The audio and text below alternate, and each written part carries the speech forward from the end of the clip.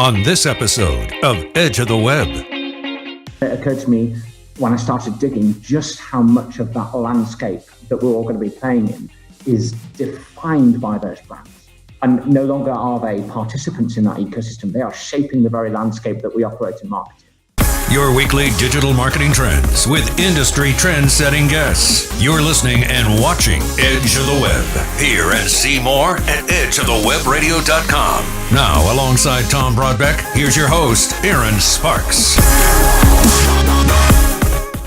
Okay, hey, welcome back to The Edge. We're broadcasting from Edge Media Studios located in downtown Indianapolis, Indiana. Every week we bring you the latest trends in digital marketing as well as marketing influencers from around the world. Very blessed to be able to have this show where we can connect to awe-inspiring presenters and thought leaders. Check out our recent shows at edgeofthewebradio.com as well as live on Facebook. So everybody who's watching us today, hello. Thank you so much for joining us. We're powered by Site Strategics, your digital marketing pioneers specializing in the agile digital marketing strategy and execution. So if you want to learn more about that, actually pay attention to our website as we are going live with our new website in less than 24 hours, Tom. 24 hours. The countdown is on. The countdown is on, and we're going to have a good time. It's the final countdown. Da-da-da-da. You've just stuck that in my ear. The final countdown. You're a little off key there. Stick to the day job. I guess I will. I'm your host, Aaron Sparks, and I'm the founder and CEO of Site Strategics.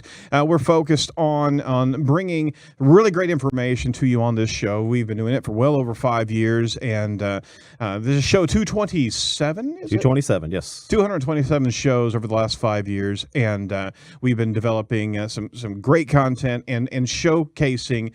Thought leaders and influencers. Along with that, just be able to demystify a lot of just ideas inside of digital marketing. And there's so many things that clients and prospects and marketers need to kind of unpack and unravel. There's so much out there that we really liken ourselves to a kind of education portal where you can go and find out about video optimization on search engine optimization, search engine marketing management, social media, conversion rate optimization, just name a few. So if you're interested in what we do over at Site Strategics and why we do this show, just go over and check us out and maybe drop us a line and find out some more information with us. You can give us a call always at 877-SEO for web. That's 877-SEO for web. So let me introduce everybody who's on the show today. That's Thomas Broadbeck to my left.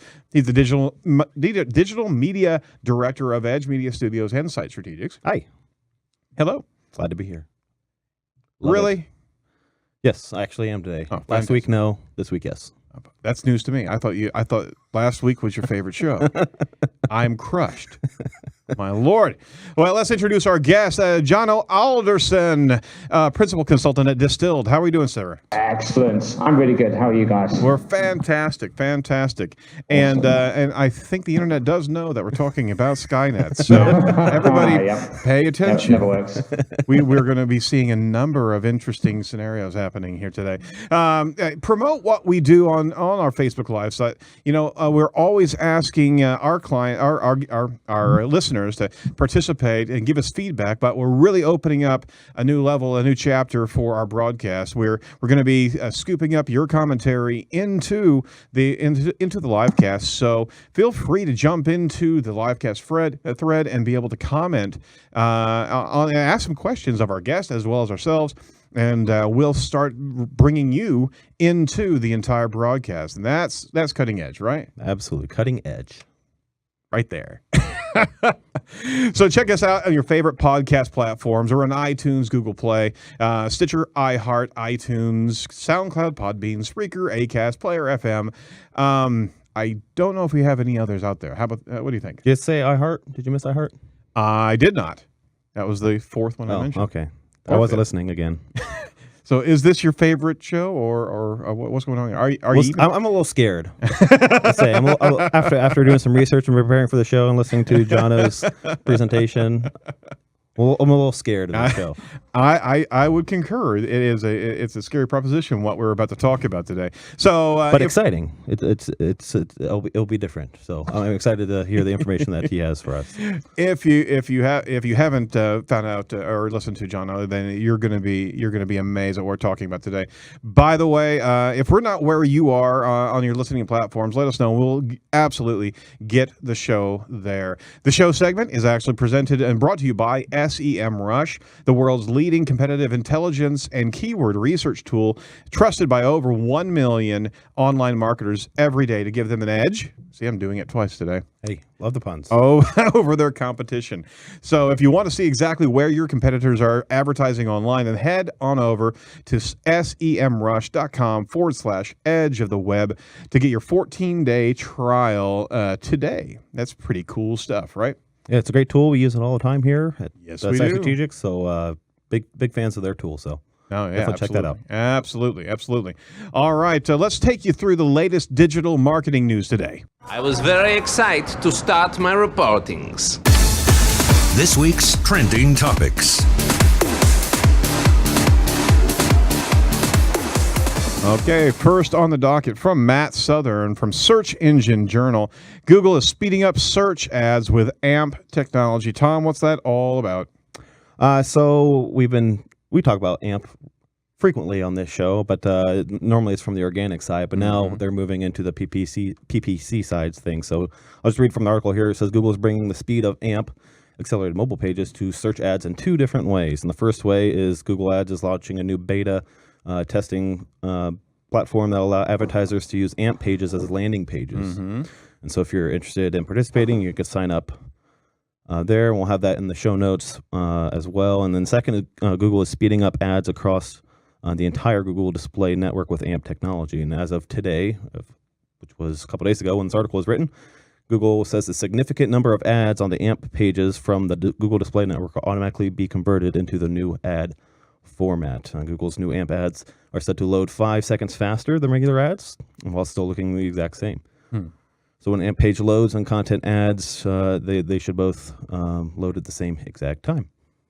Okay, so they're honestly, in with a straight face, asking us to create landing pages that are AMP layouts that have such limited conversion opportunity and design. Yeah, well, I mean, they've made some improvements. No, I get that. I know. Yeah, no. Yeah. But it's still the same, literally the same environment. Such a lesser opportunity to A/B test conversion. They're all going to look the same. Okay. Jono, what do you think about that? Well, as you say, I mean, we've all been discussing AMP for a while, but mostly from an SEO perspective. So for the conversation to dial up in the PPC arena is really interesting. I think where AMP might make the difference here is as a user, ad experience is so bad. I mean, there are terrible flashing display banners with low quality content that are disruptive and slow and clunky. And we've tried to make the web a better place. And there are standards and there are agencies and organizations trying to improve the experience, but they've just not got far enough. And I think that's one of the driving factors behind the adoption of ad blockers and a lot of the challenges that brings. So maybe actually enforcing people to behave well when it comes to ads and making them sleek and making them fast might be a nice scorched earth approach to fixing a large chunk of the web. As you say, that comes with problems that everything just looks the same and it's all a bit tied into Google, which isn't comfortable. But maybe that's a better bad experience. That's very trusting of you. You realize that. Well, yeah, hoping they get it right. You just want to be nice to Google. That's all you're doing right there. You know, you play in their favor. But better be an ally than an enemy. There we are. From Business Insider with Alex Heath, Facebook is almost ready to unveil its big attack on TV. Now check this out. Here's what we know. Facebook has kicked its push for TV-like shows into high gear and is aiming to premiere its slate of programming in mid-June. Multiple people familiar with these plans they actually told Business Insider. They have plans to have about 24 shows for this initial push and has greenlit multiple shows for production, according to people familiar with these different discussions. They said that the social network has been looking for shows in 2 distinct tiers. a marquee tier for a few longer, big budget shows that could feel at home on TV, right? And a lower tier for shorter, less expensive shows, about 5 to 10 minutes that would refresh every 24 hours. This is it, folks. This is what's been coming, and we've been talking about this for an awful long time. I mean, they're going after Netflix. They're going after and leveraging their sandbox and turning into an entire television and video on demand network. And you talk about this, Jono, but what do you think about the timeliness of all this right now? Yeah, so everybody's trying to get into TV and everybody's trying to own all of the media. Everybody wants an image platform and a chat platform and all of the things. I think behind that, what's going on is they're trying to build competitive moats. And this is what Google's done phenomenally well, is they understand that search is the thing, the core of what makes them money. But in order to keep people in that and protect that against competitor intrusion, they need Android, they need YouTube, they need all of the connected services around that, because that makes it harder for competing services to pull those consumers away. Right. And if Facebook manages to engage people, even to a reasonable degree, with video content and high quality video content, it means those consumers are less likely to be sucked away to WhatsApp or to Instagram or to some of the competing products, even though they own half of them. I think it's definitely part of trying to keep people engaged. I know that Facebook's big push at the moment is to increase their monthly active users. That's their key metric for growth and success. So anything they can do to keep people engaged in that feed is going to be a really big focus for them. I just don't know if it fits Facebook. People skim through their lists. When they do consume video, it tends to be audio off and very text driven. It feels like an awkward fit, and I'm not sure they have a plan for how that gels together. No, I'd agree, but if there's anybody that's going to be pursuing this, I mean, they'll figure this out. They have the user base, they have the comfort zone, and they have the demographic that's going to be very focused on grabbing a hold of all useful video content, and they've got the demographic data to be able to dial in straight to what's of interest to its user base, right? Oh, yeah. I did notice also there was a quote from Zuckerberg saying something about sport potentially being an interesting angle, which is maybe a slightly different direction from the Game of Thrones and Netflix-esque production. But I think that there's an opportunity for them to win on collaborative and group viewing. So Google Groups has failed. They've really not done a good job of getting people chatting together. But maybe chatting together whilst watching media is something that a lot of apps have tried, and there's definitely a market in it, but none of them got it right. So maybe that's how they kind of reinvigorate some of that ecosystem. I'd give you that. Very, very good. Last articles from Greg Sterling over at Marketing Land. YouTube location extensions, in-store sales measurements are now available for YouTube. So, Tom, tell us a little bit more about that. So this week at Google Marketing Next, it was in San Francisco, they unveiled this. They had these announcements here. Google announced a new multi-touch attribution tool called Google Attribution. And it also announced the location extensions for YouTube and in-store sales measurement for AdWords. So I thought this was very interesting that so now they can tie in video ads extensions, and they can show you whether they come back to your store and buy something. And they said up to 70% accuracy. I think it said 70% accuracy of they could show where they are in like a mall and be accurate of. So oh, wow. Bath and Body Works, you know, they see a video ad for the newest scented candle or the special sale that's going on, right? They can get information saying, hey, they saw your ad and now they're at Bath and Body Works now buying something. And then with a Google Pay, and they have APIs tied into the Visa, MasterCards, and all those things too, so they can use all of that data, which is pretty. And that's exactly what Jono talks about in his presentation here is completing the loop, right, Jono? Oh, yeah. And that's the pipe dream every CEO and senior stakeholder in every business wants. You want to have a perfect understanding of, for every dollar I spend, here are the consumers that influenced, the decisions they made, and the purchases they purchased. Right.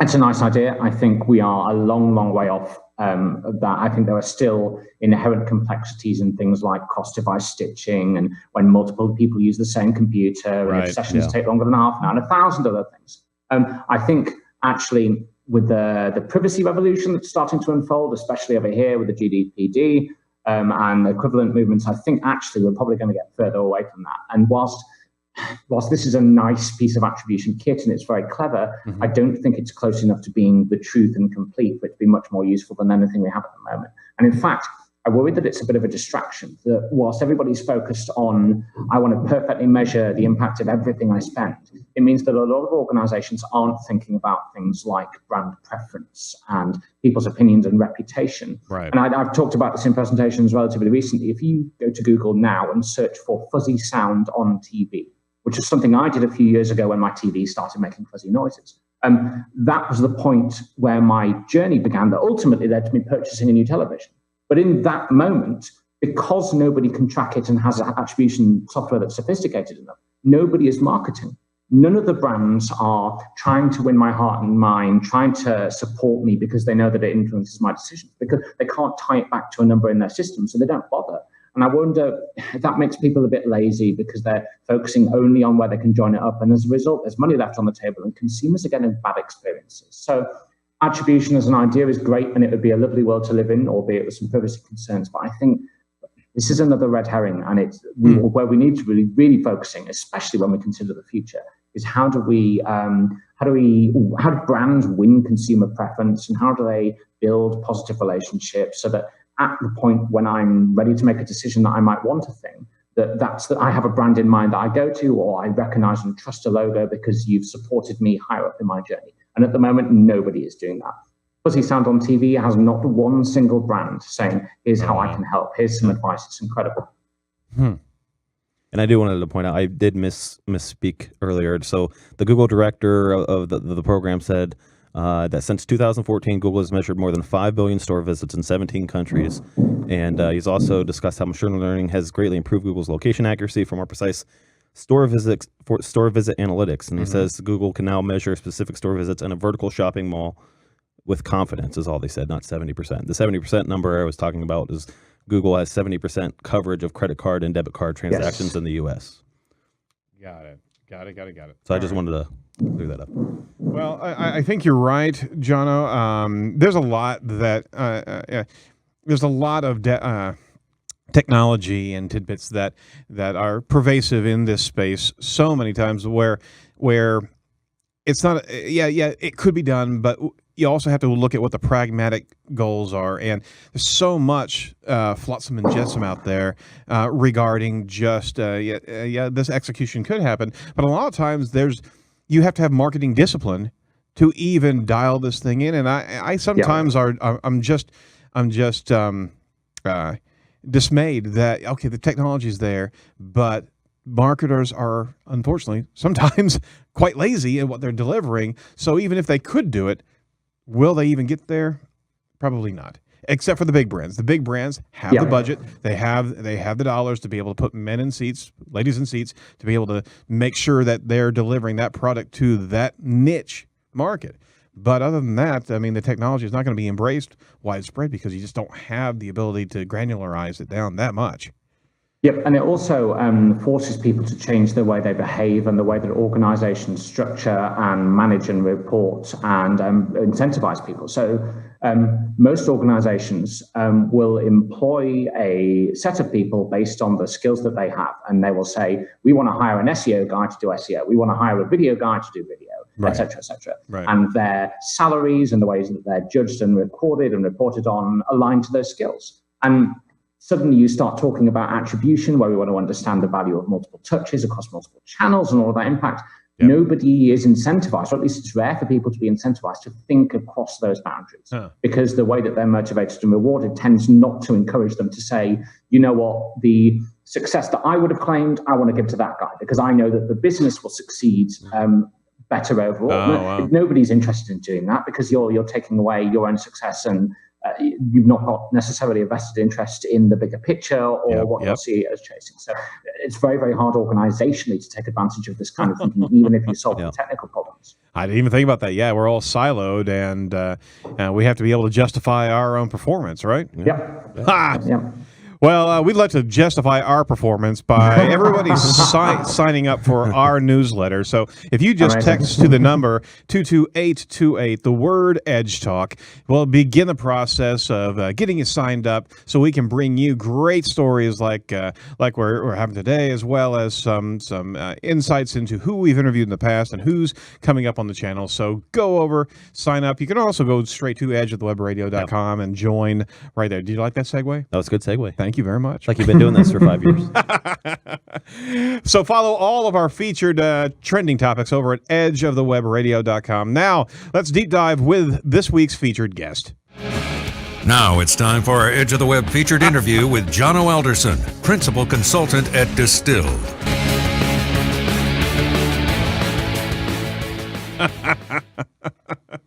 I love the Terminator face. Yeah, best $5 I ever spent. I went out and did a really nice photo shoot with a photographer to get some nice new LinkedIn photos. Got some really nice ones. Took them home and immediately went to Fiverr.com and said, "Turn me into the Terminator." Oh my Excellent work. That is awesome. Yeah. Well, I think and it's very fitting. Absolutely is. Yeah. I mean, it is fitting. And Johnny, you have suitably scared many of the staff members over at Site Strategics and Edge of the Web by us learning your presentation and your focus on the machines taking over, pretty much the world inside of marketing. But first and foremost, you're out of the London area. Tell us about yourself and how you got your job. Sure. So I started off many years ago as a bedroom web developer, as many of the SEO industry did at the time, building little websites for small businesses, for butchers and bakers and fishmongers, et cetera, and got obsessed by what does best look like. So if I'm going to write a line of HTML, I'm going to put an image in it and I'm going to tweak a title. What's the best way of doing that? And what happens if I make it longer or shorter or change the way it's structured?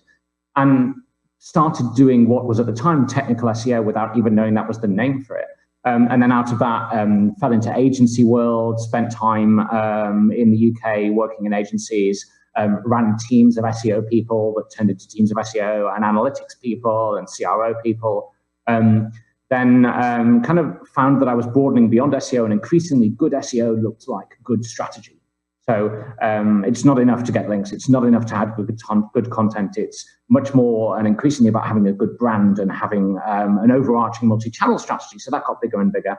And then hopped around a few other places, and very recently, 6 months now, very lucky to finally join Distilled, which has been a pipe dream for many years, and to work with the likes of Will Critchlow, who's very well known and respected, and Tom Anthony, who's doing some of the smartest tech I know in SEO, where my job is essentially to dip in and out of all of our client work and all of our projects and have opinions and shape thinking and speak at events. And it's an absolute delight. And I think increasingly I started thinking about the next level of SEO and the next level of strategy, because it's not enough to say, what can we do well? How do we improve? Because the landscape is changing. And if you don't, there's no point building a strategy that's going to last a year or 3 years if you don't know what the shape of that space is going to be. And I had a light bulb moment, and it occurred to me that because of the kind of work I'm doing, the kind of people I'm talking to, I see a lot of kind of high level changes around things that Amazon and Google and Facebook, et cetera, are doing. And it occurred to me when I started digging just how much of that landscape that we're all going to be playing in is defined by those brands. And no longer are they participants in that ecosystem. They are shaping the very landscape that we operate in marketing. So it's imperative, if we're going to be talking about strategies and what building a business looks like, that we understand what Google and Facebook and Microsoft and the others are trying to achieve, because their vision will shape the world that we play in. So I went down this rabbit hole and spent essentially 18 months or so reading every patent and every acquisition and every merger and every article about Uber and everything that Amazon tried and failed or launched, and started trying to stitch it together a bit and get a vision for where all of that was going. And then out of that was born a whole lot of thinking and some conferences and some trips around the world to kind of share a lot of that. And it's all ends in a bit of a robotic dystopia, but I think it's interesting to explore and speculate as to where it's all going to go. Well said. I mean, what an incredible path. And as soon as you start really mapping what the big boxes are doing and understanding how deep they're going into technology buys and patents, yeah, putting together that map, right, is I mean, they know everything they're doing in behind their corporate walls, but I mean that's very similar to what SEOs did 15 to 20 years ago as we were trying to discover what the algorithm was really doing. I mean, all we could do was be able to ping against a particular performance metric and be able to see, okay, we did this and we were able to see this type of result. Now what you're saying is looking into the what is about to happen as these large worldwide organizations are completely diving into the technology and able to customize that user experience, and then be able to shift and change the course of that user experience. We all have to pay attention to that, because that's where we're going. It's not about a keyword ranking anymore. It's about, are we mapping in the same vein as, or at least a semblance of in the same vein as what those consumers are seeing in those spaces. Is that what you're saying? Oh yeah, absolutely. And so there's a whole lot of stuff that I've explored and covered. I think some of the really interesting stuff in that vein, and how brands need to react and think about marketing. One of the really fascinating things that's happening at the moment is the rise of the intelligent personal assistant. So the Google Homes and the Alexas, which have obviously had a lot of attention recently. Google have just announced a huge raft of upgrades for Google Home, which makes it much more sophisticated. There's a huge challenge for the whole marketing paradigm, which is that at the moment, the way that we operate is that somebody expresses a desire. So they type something into a search box, or they walk into a shop, and essentially whatever the mechanic, or they speak to a device, whatever the mechanic is, at that point, a whole bunch of brands vie to interrupt, and they say, I will bid to be in this space, so I will have content that's been written to address this need. And in that moment of the user expressing a need, we go, I will pay for their eyeballs. In this world, which is increasingly today's world, these devices, your Google Home, your Alexa, will answer that question on your behalf, or at least do some of the thinking involved in that. And there's a huge question then about, how do you market? Because it's going to have access to your past data and your previous behavior, and it's going to use that as a proxy for preference.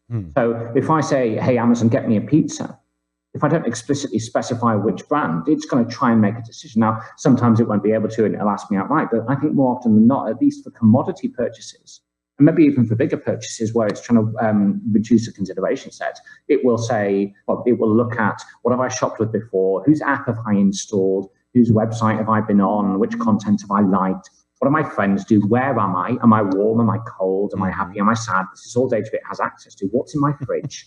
It will use all of that, and it will try and make a decision, or at least cut down the research phase. And it will do that based on data that it's acquired from things that happened in the past.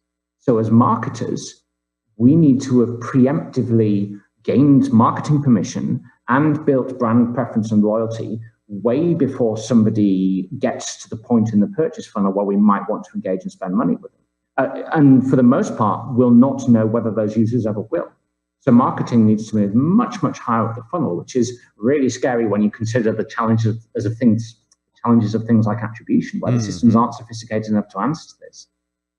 That's really scary, I think, because it will force us to do a lot more on faith and to focus much more on brand and PR and very fuzzy kind of install our app and tell a joke and like our pictures of cats. It's going to be much more that world than it is, how do I bid on the end of funnel keywords? And that's a big shift in thinking. I don't think we're particularly well equipped for that. It's a reversal in thinking, because where the convergence has been to data to marketing, and we finally intersected. You know, as I say this, we have a golden age right now of data-centric marketing. You're telling us to go back up, because the consumer engagement and the personality and the connection to that consumer of understanding who they're going to be purchasing from, but also learning and be able to change a perspective earlier on has nothing to do with ROI. It has nothing to do with transactional data and attribution. You just can't do it. And boy, we've been telling marketers to stop the crap, stop the fiction. But now we're saying, now you have to come back around and be authentic. You have to be authentic. You have to be real. But there's another level of maturation is that, yeah, your data will still be there, but now you need to not just roll the dice, but you need to do some supreme guesswork with triangulation and take that leap of faith. Wow. Yeah, and we've spent 20 years laughing at traditional media and the PR industry, saying your column inches and your net promoter scores are nonsense because they're broad brushes and they're inferred and they're not specific. Right.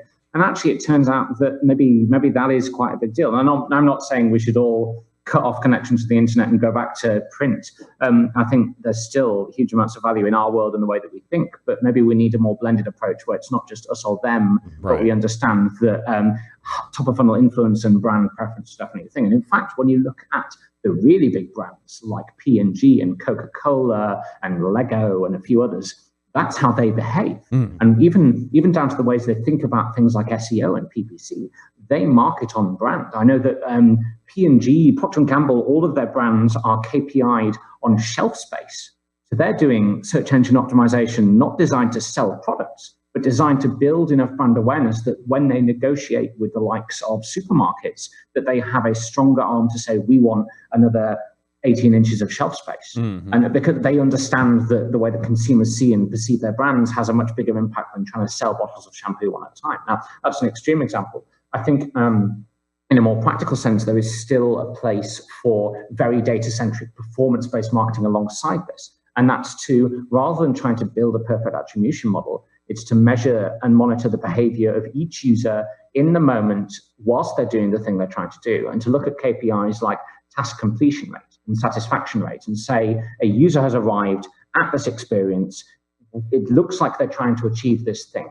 How well did they do? Did they find the thing they were looking for? Did they read the content that we put in front of them? Did they say that they had a good experience and that they got what they needed out of it? Those kinds of metrics, when you take them and you segment them by page or by channel or by task, start to become really powerful. And it's a much better way of monitoring how well you're doing that brand stuff than trying to stitch it all together in some perfect attribution blob, I think. Right. Yeah, I would agree with you. And and literally, there is no perfect attribution, and there needs to be a reclamation of the art form of marketing, all guided by data, but it has to be in that space, and it has to be also coming from the gut. It's a false positive if you're trying, and we've seen it before, of just trying to get the metrics moving and just focus on that transaction, where you're losing so much because you're not having that relational marketing. I mean, the experience is right in front of us. People are behind their screens more than ever before. They're expecting that type of relationship now, and marketers by and large have to shift what they're delivering to those levels of engagement as opposed to just looking at the raw numbers, right? Absolutely. And the other thing you mentioned, which is worth picking up on, is the idea of authenticity. Yep. That it's very, very hard to do this if you don't have something real and valuable and differentiated. And that's hard now. It's only going to get harder when you consider, so there's a whole bunch of things that come together, like Amazon is going to take on the high street marketplaces with supermarkets and click and collect stores and retail outlets, which will change the marketplace entirely for commodity things offline. They are also massively reducing the cost of distribution and shipping, so that any brand that has a USP based on the size or scale or location of its distribution or manufacturing will suddenly find that it is no longer differentiated and maybe not even authentic in the way that we understand it. And then things like 3D printing and increasingly 4D printing, which is really interesting. So reactive materials and a whole bunch of stuff around liquid printing will hugely disrupt the marketplace for any products that are just commodity things. So, and then there's a whole bunch of other stuff happening around marketplaces and the developing world increasingly coming online, but essentially all come together to make it much harder to have a brand or a product which is different and valuable. And when you take all of those, we live in a world where most stuff is probably going to be equivalently priced, delivered within an hour, pretty much based on wherever you are. Mm-hmm. You'll have an equivalent experience. Brands will have to find a way to have a meaningful story or stand for something or deliver an experience beyond just fulfilling the requirement for the commodity. And I think a lot of brands will struggle with that because they've never really needed that. They've had marginally better margins on the delivery or the manufacturing or the call center. And as those things start to get eroded, they're going to have to work out how they do remain authentic, because it's not going to be enough to trade on those kinds of factors anymore. I think in particular, the PPC world and the paid and biddable media world will suffer here because those numbers are going to get thinner and thinner and thinner. And where they've won on volume, they're going to struggle to compete when people start looking for quality and differentiation. Oh, my Lord. Okay. It's scary. It's very scary. Any answers to this, but it keeps me awake at night. As it well should, as well as every marketer on the planet. Speaking of, you gave a great presentation at Friends of Search and SMX, and we wanted to bring you around and talk a little bit about that, because it's certainly, contextually, this is exactly what you're talking about. But in your presentations, you actually explain how the digital economy will unfold in the next few years, and you spend a lot of time studying this topic, as well we know. Some of the companies that you referenced, right, Apple, Alphabet, and Amazon, they're going after the goal of impacting the future, and the context of your presentation was surviving the machine revolution. So you referenced some tectonic shifts here. Amazon going into in market dominance to put anything in a box. Right? Yep, absolutely. So I'm working on the assumption that each of the big players' ambition is to win the market. So Google don't have a small plan to take market share. They want to dominate everything. Amazon wants to be the brand that if you want a thing that can be fit in a box and moved to another place, they want to be the brand that gives you that. Yep. And Uber or Uber's successor, depending on how well Uber fares out, wants to be the brand that commodifies travel and distribution, and a handful of others. And when you start to look at the impact of these brands competing and the things that it starts to unlock, as I was saying, you essentially, the cost of transport and delivery tends towards nil. The availability of everything just becomes incredibly easy and cheap. A whole bunch of really interesting things start to stack up. In particular, the brands that are left standing will be, for the most part, the ones who aren't necessarily cleverer or have more money, but the ones who get first mover advantage, or at least early advantage, with adopting machine learning techniques and kind of high scale automation, and using things like ML to better target different groups of consumers or better retain different groups. And at the moment, this is still very much in its kind of nascent early stages, where we're only really seeing things like machine learning being applied at large-scale biddable media. So you might have an element of machine learning involved in your PPC account, where rather than a human being writing 100,000 different advert variants, you have a machine that skims through it, procedurally generates them, and finds the top 100. Mm-hmm. This is very much stage one. Where this will change things significantly is, why that works is it's just pattern matching.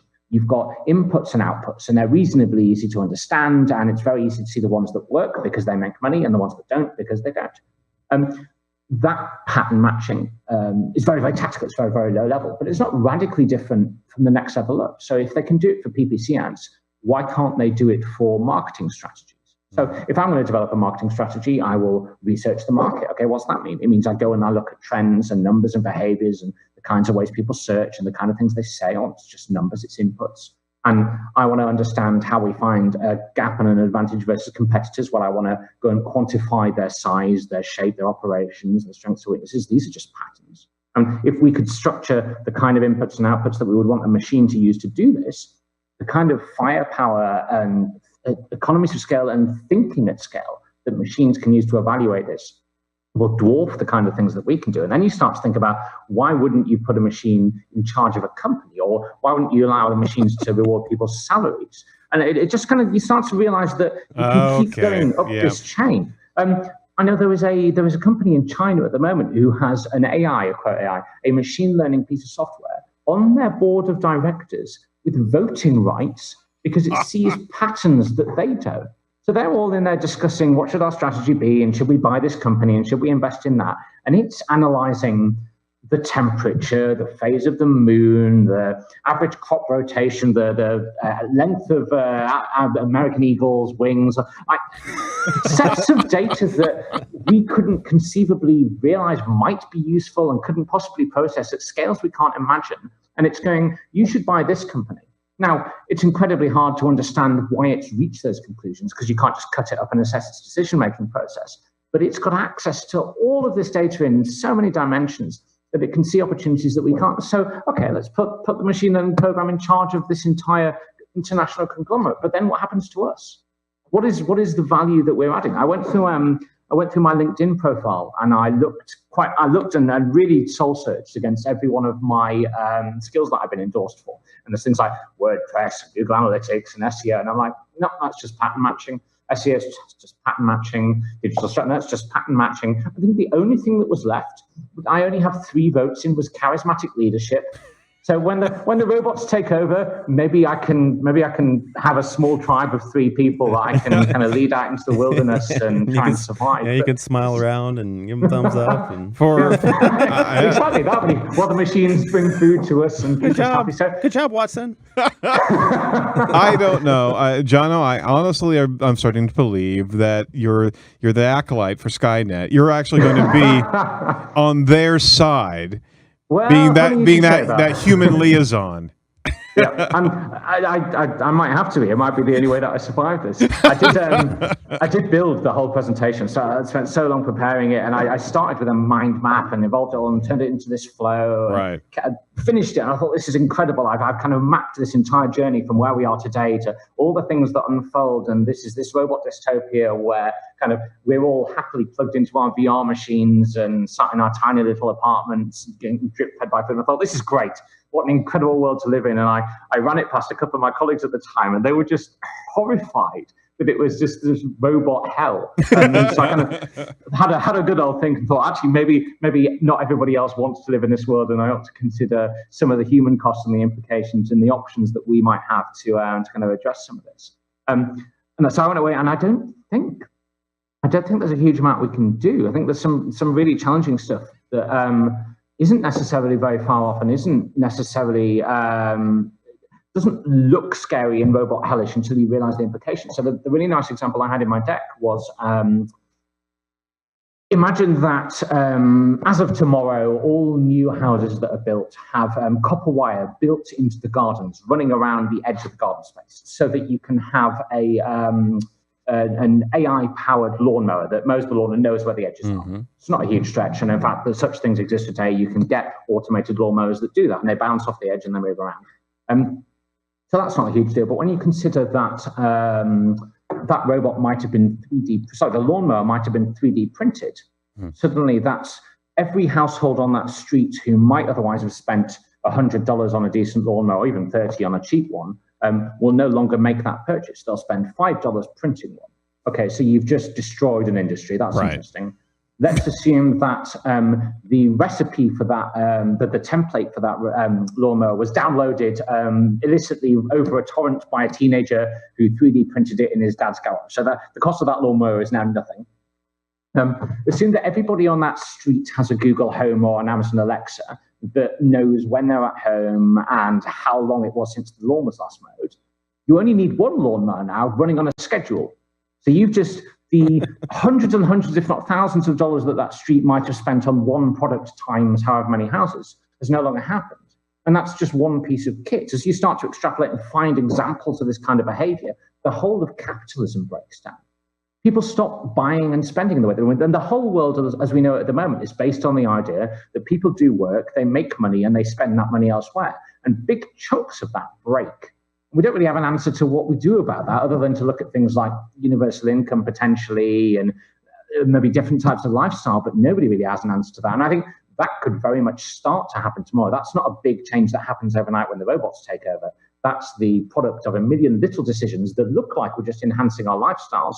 But then we wake up and we look around and suddenly the models that we operate on, never mind marketing, but society, start to crumble away underneath us. And genuinely, nobody knows the answer to what we do about this.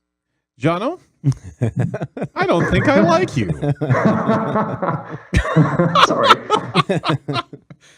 That is amazing. I mean, you pulled in so many different levels of integration in down to how we live, not just what we buy.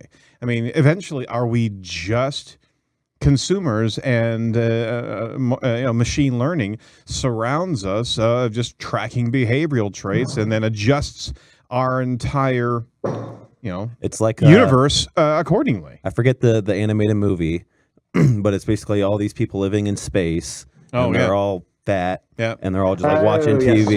Wall-E. Wall-E. No, is it Wall-E? No. Yes, it is, isn't it? Yeah, sure is. Yeah, and that's all that it is, and that's we could be there, just not in space. Yeah, it's not terribly unrealistic. I think that there are some positive elements to this, that regardless of what happens and where it goes, all of the things that happen in this ecosystem will be driven, at least in part, by some form of capitalism.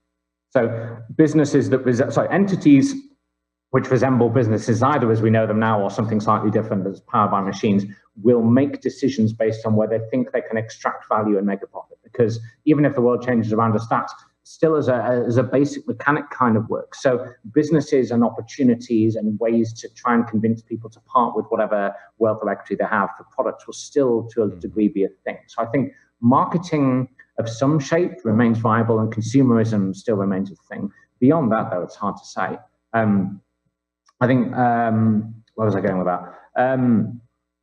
I've lost my train of thought entirely.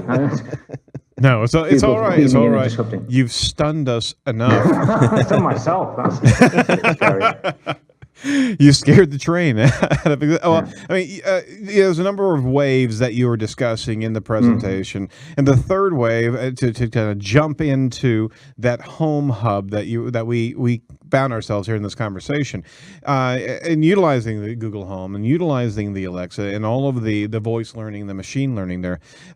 You say that you can't afford to create friction as a marketer. Yeah. So how will you earn engagement, like technically, logistically, and effectively? How can you do that as a marketer, or as a delivering a product in that home environment? So I think there's two answers. One is the one we alluded to earlier, which is you find ways to win hearts and minds earlier up the funnel, and you create a data footprint that suggests to whatever system or interface it is, whether it's Google Alexa, whether it's Google, Amazon Alexa, your Samsung, your Xbox, whatever it is, you find a way of planting data that looks like this person likes this brand, whether it's interacting with an app or visiting a website or reading lots of blog posts or having friends who also like it. You find ways to start creating that footprint now. The other way is that you buy your way in through partnerships. So going back to my example earlier, if I say, hey, Amazon, get me a pizza, at the moment, it will make that decision based on who my incumbent preferred pizza provider is. If I'm a competitor, it's very, very hard to disrupt that relationship. It would require me to get such a bad pizza that my immediate response is, hey, Alexa, change my pizza provider, which even if I get an average experience, I'm probably not going to do. What I can do is, if I'm a competitor, is say, you know what, I want to be clever and I want to partner with Netflix. And I want to have a partnership whereby we do a campaign where your Google Home Hub says, hey, Jono, it's Saturday night and you're on your own, which it knows because it's got access to my router and it knows that there is only one mobile phone device connected to the network. It says it's cold outside, which it's got because it's connected to various other services, which my Google account is tied into. You're sad because my Apple Health Watch, or whatever equivalent, is monitoring my heart rate and my mood. You had a light lunch because it knows what was in my fridge and that there is no longer the salad that I had or the soup that I've taken out. Here is a new movie that we think you'll like because your friends like it and we know that you like this genre and we know that when you're in this scenario, you want a horror film, etc. How do you fancy watching this movie and getting 20% off this pizza if you change provider? And there's a subsidized relationship there where the combination of that connected data and the opportunity to cross-market is a way to get in and disrupt. Yep. So it's very, very hard to dislodge an incumbent. You can find ways to kind of co-market your way in around the side. And I think that's possibly one of the answers to what the future of marketing and digital marketing looks like. And it's clever opportunities to insert your brand or your product into other propositions through partnerships. It's almost like allied persuasion. Yes, absolutely, and that will always work, and that gives you an answer to the how do you find your way into that marketing ecosystem in a world where machines decide. Well, you override that by getting the consumer to explicitly give consent and permission. You've got to incentivize that behavior. Now, you just walked through an entire model that has a lot of contingencies, right? Yep. But you also brought to bear a couple reality checks in this presentation, such as my fridge will never buy milk for me. Yeah, so this is a myth. We're all waiting for the day where my Right. fridge automatically buys me milk, and people don't stop to think about a whole bunch of nuances on this. So the mechanics of this are really easy. Is you put a pressure sensor in the door of the fridge, and when it reaches a certain level, it goes, buy milk. Where does it buy it from? At the moment, there isn't a good answer for that because the people who manufacture the fridge probably aren't the same people who retail milk. So it's got to have a distribution and fulfillment partner. When you start to look at Amazon and their forays into Google Pantry and Google Dash and their 1 hour delivery, these are all essentially them gearing up to be able to deliver perishable goods. Amazon wants to be the brand and the service which can get you not only furniture and DVDs and replacement light bulbs, but also milk and bread and cheese and soup and whatever else in under an hour using the same kind of infrastructure. And they're increasingly gearing up to try and solve for that perishable goods problem. You don't want to be storing things that are going to go off in an hour or a day. So that's one part of it. So you solve for the where does it buy it from. The next question is, how does it buy it? I don't trust the people who make my fridge to handle my credit card transactions to buy milk every time I run out. For the same reason that huge amounts of news coverage on this sort of thing, but if you search the internet for baby cam monitors, there are companies who manufacture baby cameras who aren't experts in security, so you can hack in, you can breach them, you can watch other people sleeping children, which is horrific. For the same reason, I don't trust the people who made my fridge to handle my card transactions. So the commerce component can't live in the fridge. Right. The alternative then is that there's some kind of subscription to a service run by them, something like PayPal. But then in that world, how is that paid for? Every time I order a replacement pint of milk, I've got to pay an extra 1% to cover the licensing, the agreement on that, which means that I'm paying tax on every purchase I make in my home. But I've also got an intelligent freezer and an intelligent cupboard, and I don't want to be paying an extra 30% for all of my perishable goods. That adds up very quickly. So that doesn't work. Then you also consider that if what I want my fridge to do is actually tell me what's in my fridge and what should I eat tonight, what can I cook, what have I got out, what do I need to defrost, but it can only do that if it also knows what's in my freezer. And if my freezer is manufactured by a different vendor, unless they have proactively agreed that they're going to share the same kind of schema and language and integrate, which chances are they won't because there are lots of vendors or lots of different agendas, there's no way that those devices can communicate effectively, scalably across all scenarios. It also needs to know what's in my cupboard, which isn't a smart cupboard, it's just a cupboard full of stuff. So it doesn't have any of the information or capability to do any of the things it needs to. The thing that changes this and fixes it in the way that this ecosystem will work and why it hasn't existed yet is the home device. It's the Google Home Hub, it's the Amazon Alexa. Actually, the role of the fridge isn't to order new milk. The role of the fridge is to have an API call that just says, I'm out of milk, and then for the Home Hub to take over, and it will handle the account management, the authorization, the transaction, the understanding of all the other moving parts of that ecosystem. Right. It suddenly enables all of this stuff, not to talk to each other, but to talk through it. And it will handle security, all the privacy, all the management. And it suddenly enables the whole kind of connected home dream that we've been waiting for. But we're not quite there yet, but we're so very close. Yeah, and what you're seeing is you're talking about the trusted hubs, the trusted portals, where now you're just trusting that brand to actually have relationships with all of the other vendors, so you don't have to worry about anything. You don't have to worry about connectivity. All you got to do is put your focus and your trust in that one device, and they'll even do gap analysis on what areas of the house it doesn't see yet, and then incentivize the consumer in one way, shape, or form to be able to give more visibility in one way, shape, or form. Absolutely. So you're scaring the crap out of me. Yeah. And I was just thinking there the whole time, and you brought it up in the presentation too, is that whole model you just mentioned as a marketer, right? Right.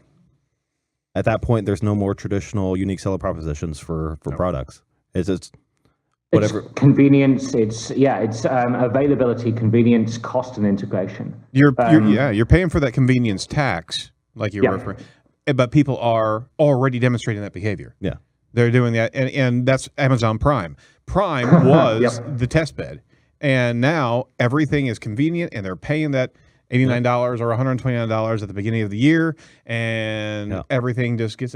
We are conditioning ourselves right out of marketing. And I thought it was funny. 2 minutes ago, one of our employees walked by with an Amazon package. I don't know if you saw that. There's mountains of them everywhere all the time. It's just so convenient. I think there was a quote from Jeff Bezos recently, or relatively recently, around how he wanted to make Prime so appealing and so universal that it would seem like madness not to have it. And you're absolutely right. This is us training ourselves to live in a kind of always fulfillable environments. Like anything that I conceivably want, I can click a button and it will be in my hand in an hour. That's the world that they want us to live in. And it's incredible and it's liberating and it's certainly changed the way that I shop. I've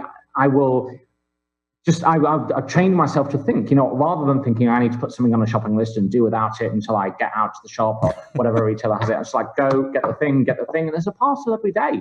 And we also, I know that's I've got an addiction there, but honestly, the studio was built with a lot of Amazon Prime deliveries as well, because our time is valuable, and getting in the car, going and shopping on the shelf and price comparisons is not nearly as important as getting it to us when it's in the most convenient moment.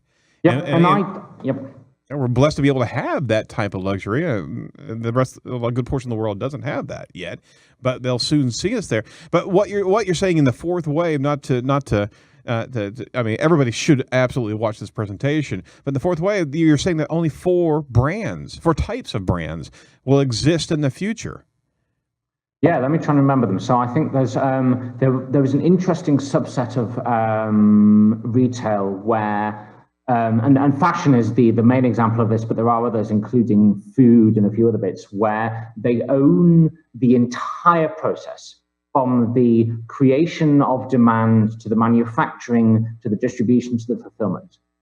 It's going to be, even in the kind of changes that we've described, it's going to be very hard to disrupt those kinds of brands because they own their own ecosystem and they make people want to buy those kinds of things. And the value and the pricing of those kinds of products is entirely made up. It doesn't cost £50 to manufacture a pair of jeans. £49 and something of that is the brand value that they've convinced me exists. And that's going to be hard to ship. So those kinds of industries where everyday luxury, fashion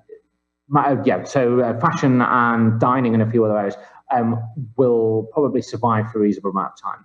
The next is brands where you fall in love with the story and you become essentially a fan for life. And the really nice example I had for a while was Pebble until it all went wrong for them. But the idea still stands in that if I buy into the Pebble story, which was they were the underdog and they had a better product and it was minimal and it was sexy and it was beautiful, chances are every watch I ever bought for the rest of my life would have been a Pebble. I believe in them more than I care about the pricing or the features of whatever else is coming out of the market. If you can win those hearts and minds beyond just influencing the current transaction to the point where people really, really want to love you, then you can keep them indefinitely. The third type was the big brands who can reinvent. So I had a really nice, I went to an event a while ago where I spent some time with a chap who was quite senior at Trinity Mirror, who are a conglomerate who own most of the local newspapers in the UK. So all of the little gazettes that are distributed in a single town, they have about 130 of them. And he was describing the challenges that they've had in digital transformation. He was saying they were a newspaper house. They had journalists, they researched news, they printed newspapers and they distributed them. And then the internet happened. And they migrated very effectively. They did all the right things that somebody doing digital transformation they did. They went web first, they reinvented. But for every consumer, they lost 30% of their advertising revenue because the model's different, the experience is different. A web consumer is worth less than a paper consumer. And they thought, okay, we'll adapt, fine. Then the app revolution happened. And they did exactly the same thing. They launched apps. They went out first. They provided great experiences. They maintained their brand. And shock horror, they lost another 30% of value per user. You get where this is going. Yep. The distributed content revolution happened. They lost even more value. And they started kind of really panicking about this because they were doing all the right things. They were reinventing. They were really forward-thinking as publishers, but still losing, and couldn't maintain a model where they could invest in research and journalism and editorial and still make money. So they did a lot of soul searching, and they said, what have we got? What can we use? What are the assets? And they realized that they really, at their heart, only had three things. They have a brand name, which is essentially synonymous for the ability to market to the user they have. They have an audience who they've already got marketing permission for and can reach. And they've got a bag of money because they're a legacy brand that's been around for decades and they're sat on a large amount of cash. Now, that cash is dwindling because they're shrinking, but they've got it at the moment. So they have an audience, a brand name, which is marketing permission, and a bunch of money. So why are they selling newspapers? Why aren't they building casinos or investing in submarine shipping or building spacecraft? There's no hard and fast rule why they shouldn't or couldn't be doing these things. So they've created an internal team whose remit is to disrupt and replace their current business model. And they launch these little incubated businesses, and they have a dozen of them, and only one or two of them will succeed, and the rest will fail and burn cash. But they've launched websites for selling used cars. They've launched golf days, all sorts of things, costing multiple verticals. And some of them have become phenomenally successful little businesses. And it's not hard to imagine that 10 years from now, one of those might be the new Trinity Mirror. And this isn't just them. So the really fascinating example of this is Nokia. Nokia, the mobile phone vendor, started out selling shoes. They sold boots. And then they moved from boots into mobile phones. Their mobile phone business wound up and they started doing maps and powering a whole lot of the map software on iOS. And now they're going back into intelligent footwear. Like, we all know them as a mobile phone company because that's where they touch our lives, but they've never been just one thing, and they transform because they've got brand, they've got a big sack of cash, and they've got an audience. They don't need to sell mobile phones. So this idea that big companies, or at least mid-sized companies upwards, can use the access and the permission they have to reinvent and find new ways to change. So they don't need to be big and stuffy and struggle. They can be agile and fast. So obviously that's hard, and it's a very scary thing for businesses to do, but they can choose to challenge themselves and reinvent. And the fourth, of course, is the companies who may or may not do any of this, but invest in machine learning and the whole deploy the robot overlords to run all your paid search and set your salaries and invest in stocks and shares. So just trust them because they know best. Yeah. Oh boy, literally the shock and awe that's happening here. It's fantastic to hear your perspective. It's certainly fresh. It's certainly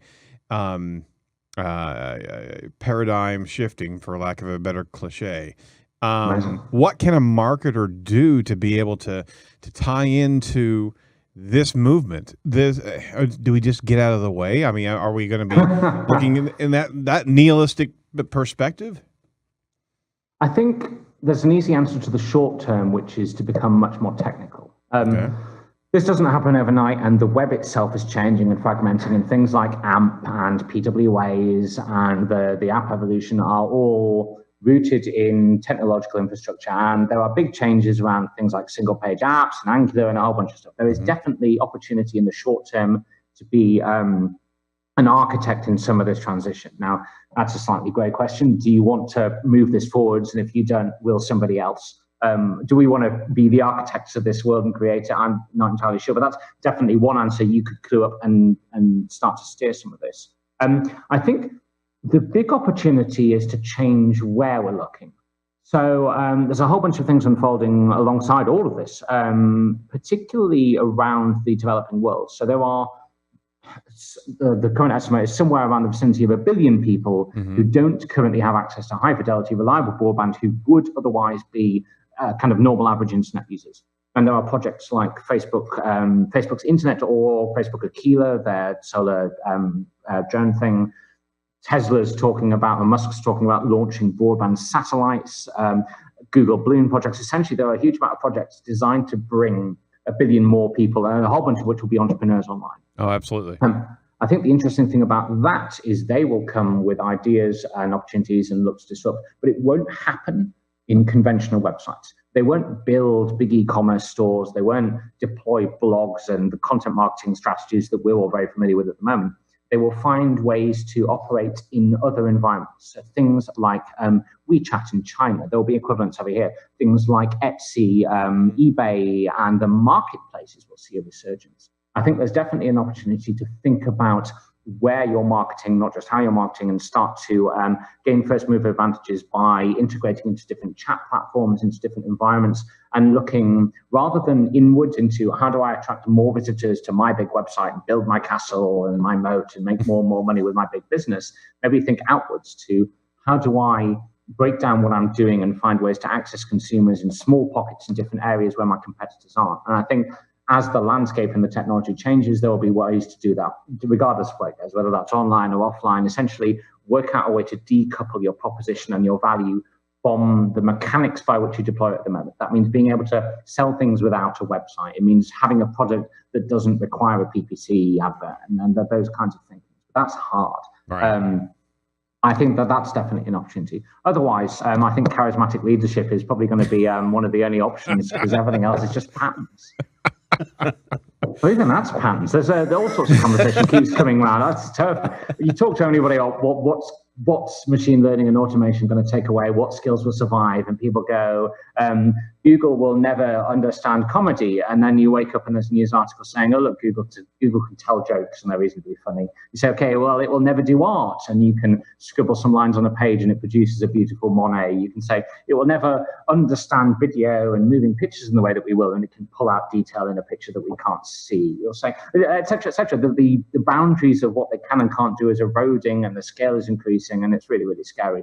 But I think, at least for the majority of our lifespans, hopefully, the kinds of places these technologies will be deployed will be informed by capitalism and businesses and opportunities to make money. So the model will persist at least for a little while longer. But we're going to need to fight to find places where we can add more value than just anything that involves a spreadsheet.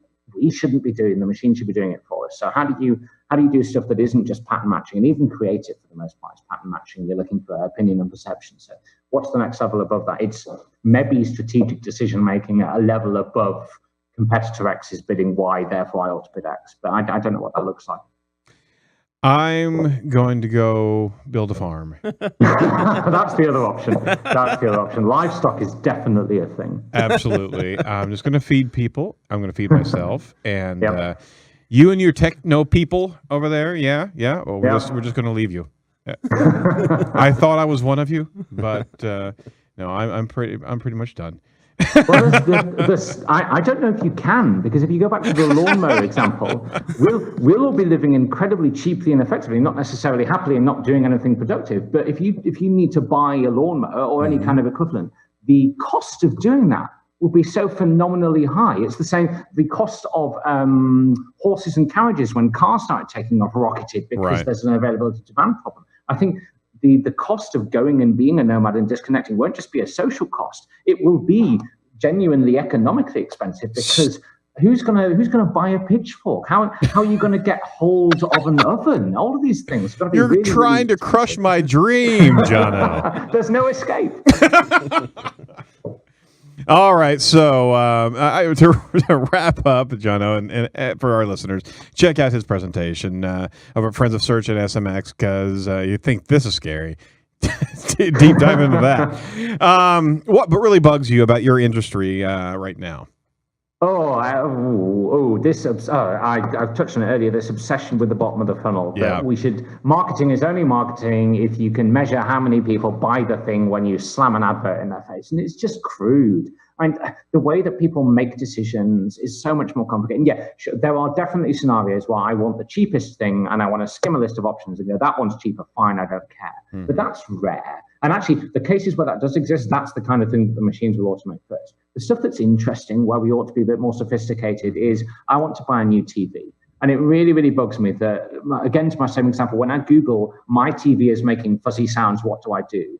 Why was nobody there to say, we will help guide you and support you and educate you? Do you need to replace it? Can you fix it yourself? So that when I do get to the point that I'm ready to purchase, one of them, it doesn't matter whether you're ranking first or 10th or whether this product versus this product. The fact that I recognize and have a positive association with that brand will mean that I'm significantly more likely to shop with that. And that might be influenced by other channels and other areas. And at the moment, nobody is thinking like this because it's very, very hard to measure. And I'm such an analytics guy, I'm such a data geek, but occasionally it's just so nice to say, what if we just pretended that brand was a thing? And if we spent money on making content and experiences with consumers that make them think, gee, that was really helpful, maybe that will pay dividends somewhere down the line. Sure, it's going to be hard to track, but we know that's how people think. We know it's how they behave. It's just a little bit of a leap of faith to do some good marketing with the intent of providing good experiences, because experiences will be the only thing that kind of survive that brand marketing angle. Yeah. If everything costs the same, if everything's readily available, if everything just turns up, it's only the experience that I have with a brand that will differentiate and then make me choose one of those. So let's try and get a head start on that and just be a bit better at marketing. Oh, there it is right there. Be better at marketing. That's great advice. Yeah. Be better at marketing, please. So some interesting insights that you shared with us pre-show to kind of wrap up some fun things. You generate your own vitamin D in low light conditions. Yep, I'm bred for digital. It's a ginger thing, apparently. I spent my life sat inside in basements working on the internet, and everyone's like, "Oh, you should go get some sun and be looking a bit better." Like, nope, this is me playing to my evolved state, sat inside on the internet in the dark. Absolutely perfect. Everyone else needs to go out in the sun, otherwise they stop functioning and feel sad. I am digital through and through and ready for the machine revolution. I think so, because it's about 9 p.m. Where you are, and you're going strong. Yep. Bred for it. Hey, we also saw on your website that you're a big fan of science fiction and fantasy literature. So what are some of your favorites?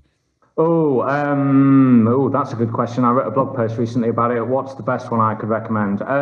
You should read The Game by Terry Schott, which is a sci-fi series that's kind of Ender's Game and The Truman Show and The Matrix all rolled into one. So it's a world of virtual reality and worlds within worlds that answers a little bit this kind of stuff. The other one is I can't remember what the book's called, but it's by Adrian Tchaikovsky, and it's about a world populated by intelligent spiders, narrated in the first person from the perspective of a kind of evolved spider race and them developing society and technology and kind of traversing through their discovery of sentience and education and looking at the world and that they build and the way they interact. It's just such a fascinatingly different perspective.